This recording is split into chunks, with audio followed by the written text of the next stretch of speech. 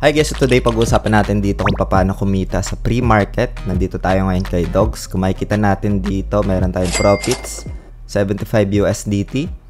Meron din tayo dito kay Hamster Combat. If we can see, we have 13 USDT na profits. No? So pag-uusapan natin yan dito sa video natin today. Ano yung ginagamit natin dito na application, paano ito i-cash out sa GCash, paano dito mag-cash in as well. So meron tayong mga videos dito na ginawa previously gamit itong application na ito. Ano yung strategy dito sa pre-market, yung risk and reward para mas magkaroon tayo dito ng informed decisions.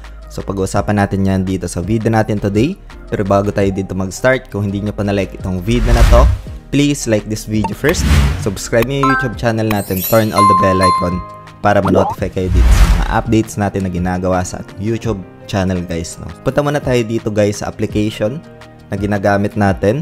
As we can see, meron tayo ditong profits. No? So 13.37 in USDT. Ito guys kay Hamster Combat, wala pa officially no, na listing sa spot. So meaning wala pa siyang pinaka-spot price. No? So dito, sa pre-market, contracts yung hawak mo. Meaning, wala kang actual hawak doon sa tokens, no? So, ito is merong expiration na tinatawag. As we can see, meron siya ditong expiry.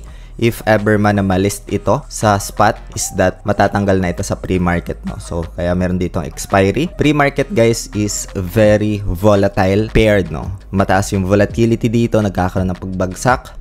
Drastic move sa downside, drastic move sa upside, no? So, meron ditong leverage na tinatawag, guys. Meaning, if ever man na magkaroon ito ng pagtaas ng presyo and naka-open long ka, doon ka magkaka-profits, no? If ever na bumagsak yung presyo tapos naka-open long ka, doon ka malulost, no? If ever man na bumagsak yung presyo tapos naka-short ka, doon ka magkaka-profits, no? Kung sakali man na tumaas ito tapos naka-short ka, doon ka malulost na. At potentially, pwede ka pang maliquidate dito. Maubos yung ginamit mo dito na USDT, itong margin na ito, no? So, yan yung isa sa mga risk din dito sa pre-market. Meron siyang leverage na tinatawag. High risk, high reward din if you have experience dito, no? Again, guys, itong video natin today is just for ideas lang. For reference, and does not qualify as an investment or financial advice. Hope you get some ideas dito. Ngayon, makikita natin dito, up tayo ng 12.53% with 13.15 USDT kay Hamster. Ayan, Hamster USDT. Meron tayo ditong na-earn na over 10K, no? So, puntahan natin si Dogs. So, itong kay Dogs, guys, punta muna tayo dito sa pre-market. Ito. Ayan. So, meron tayo ditong pinaka-profits na. Tapos, meron ako ditong mga na-exit na. So, punta lang tayo dito sa pinaka-historical trades natin. No? So, ito. Realized PNL na ito. Meaning, ito na yung profits ko talaga. Nakuha ko na ito. 83.9 USDT. So, over 162% sa pagtaas nitong si Dogs. No? So, sa pre-market, malaki yung potential dito. Malaki yung reward. No? And malaki din yung risk as mentioned. So, dito guys, binigyan ko na ito ng perspective sa ating Telegram. Puntahan natin yung pinaka-Telegram channel natin dito. Ito guys, ginawan ko to ng pinaka-update, no? Before pa ito tumaas. So, like, ito ay just repost yung pinaka-magandang update for today. This is 11:42 PM, no? And pagkatapos niyan, we have this update. Ayan. Ito, last night, I give perspective dito sa ating Telegram. Ayan. So, isa sa mga na-observe ko dito, guys, meron tayong pinaka-live naman dito sa ating YouTube channel. I just give perspective dito kay Dogs, no? So, balikan natin yung ating phone dito. So, dito guys, makikita na natin kasi dito, gamit itong application na ito, yung pinaka-chart niya, no? So, like, punta lang tayo dito. Ayan. So, makikita natin dito yung pinaka-chart niya. Ayan. So, ito yung structure ng chart niya dito. Last few days, meron tayong live sa ating YouTube channel. Binigyan ko to ng perspective as per checking kasi dito, 4 hours time frame. Accumulation lang yung presyo niya. And as per checking dito, ito yung kagandahan lang din kasi galing siya dito nung na-list around 0.0049, no? Tapos, right now, 0.0054, trading around that area. Tapos, ang trend niya is within this zone yung galaw niya. Andun lang siya sa pinaka-box and if ever na mabasag yan, high probability na pwede siyang umakyat. Meron ding probability dito na bumagsak kagaya ni Hamster Combat. nung na-list sa pre-market from 31 cents to like 19 cents, no? So, mamaya check natin yon. So, isa sa mga strategy ko dito, guys, is that sa pre-market na cross-validate ko yung pinaka-supply neto. If it's sale yung pinaka-presyo, tapos accumulation lang yung trend niya, there's a high probability na pwede siyang umakyat, no? And it was happened dito kay Dogs.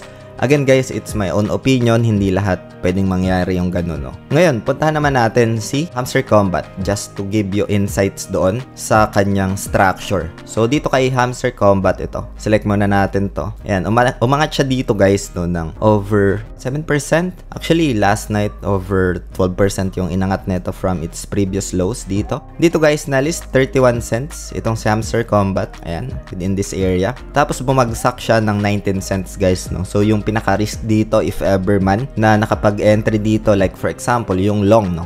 Sa long kasi, guys, kailangan umakyat yung presyo para magka-profits ka. Pero if ever na bumagsak yon, doon ka malalos, no? And potentially, pwede ka pang maliquidate dito. Itong kay Hamster Combat, inantay ko lang siya dito na magkaroon siya ng retracements or pagbaba ng presyo sa baba. Tapos meron tayo ditong RSI, guys, no? So sa RSI, guys, 4 hours time frame, antayin nyo lang na below 30, almost 30 yung RSI, it's a oversold. And if ever na mag-back up dyan or magkaroon ng pag-stay within that price, high probability mag-accumulate lang yung presyo, no? It was happened dito banda. Potentially, pwede siyang umakyat and it was happened. So, meron tayong profits dyan. Ayan. So, puntahan natin si Hamster Combat. Ito, select natin. Ayan, so we have 11.41. Again, guys, ito is isolated, no? Meron dito namang disclaimer, guys, no? So, highly risky dahil sa maliit yung liquidity, tas mataas yung volatility, no? Kaya yung presyo is sensitive sa market speculation. So, ito yung pinaka-risk din dito. Pero, yun, experienced trader, this can be a useful tool. But if you're a beginner, you can just ask. You can study naman dito. Don't rush lang yung pinaka-learning curve mo dito kasi it's gonna be worth it naman once you get some ideas dito, guys, no? Psychology is very important as well in trading. Ito, guys, itong application na ginagamit natin, punta muna tayo dito sa home. Ilalay ko na lang sa description ng video na ito para mapuntahan nyo if you are interested dito sa pre-market, no? So, punta ka lang dito tapos you can just create an account. Yung ID ko dito na ginamit is like passport, and yun, you can just browse this one. You can check like how to earn. For example, you want to withdraw dito sa P2P trading, meron tayong video na ito. I-recommend ko na lang sa end part ng ating video, guys, no? Tapos lalagay ko sa description ng video na ito para mapuntahan ninyo. Pwede sa cellphone, guys, no? Punta ka lang dito sa trade, no? So, select mo itong trade. Ayan, double click mo lang. Tapos meron ditong lalabas na option, no? Like, for example, itong pre-market. Select mo lang itong pre-market, papasok ka na dito. So, dito sa pre-market, merong dalawang available, which is Dogs and Hamster. So, pwede mong palitan ito dito. Like, for example, gusto mong puntahan si Dogs. Gusto mong silipin yung presyo niya. Select mo lang ito. Tapos, dito sa pre-market tab, puntahan mo lang.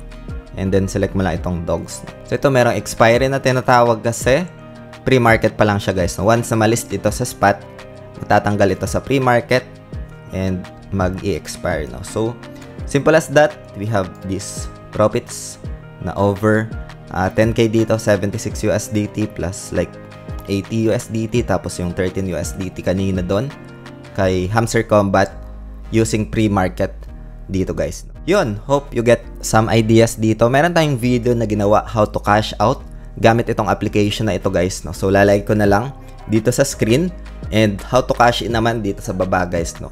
Yan, dalawang yan. Sa description ng video na ito, ilalagay ko din yung dalawang video na yan, guys, no? So, yan lang for today. Maraming salamat ulit sa panonood. Hope this video helps. Ingat tayong lahat. Peace out. Bye for now.